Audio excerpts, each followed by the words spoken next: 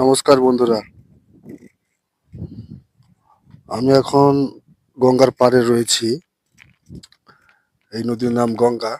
এটা প্রায় বাংলাদেশে আছে এবং এই নদীর উৎস হচ্ছে হিমবাহের গোমুখ গুহা থেকে এই দিকে দেখতে পাচ্ছেন চলে যাচ্ছে এদিকে।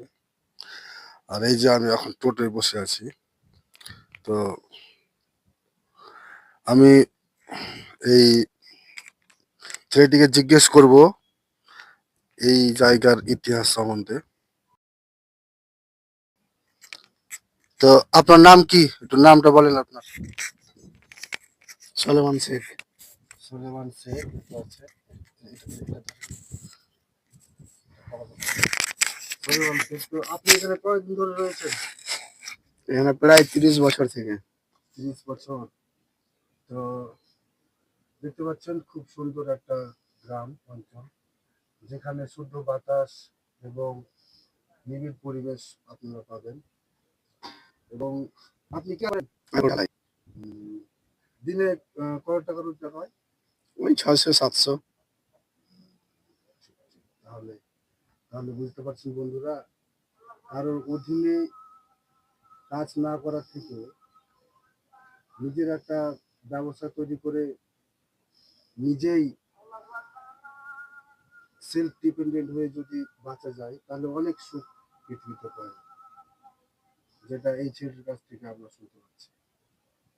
তো যাই হোক, এখানে কয়দিন ধরে বসবাস করেন? এখানে 30-35 বছর থেকে। এই জায়গাটা আগে কেমন ছিল বলতে পারবেন? এতটুকু বলতে পারবো না। একটু সামনে রয়েছে বাজার ঘাট, সামনে পেয়ে যাবে। এই জায়গাটা অ্যাকচুয়ালি পিকনিক স্পট। কারণ যখন আপনি যখন আপনি ইয়েতে আসবেন, নতুন বছরের দিকে আসবেন, তখন কিন্তু আপনি এখানে অনেক লোককে দেখতে পাবেন, কারণ এখানে ওরা পিকনিক করে।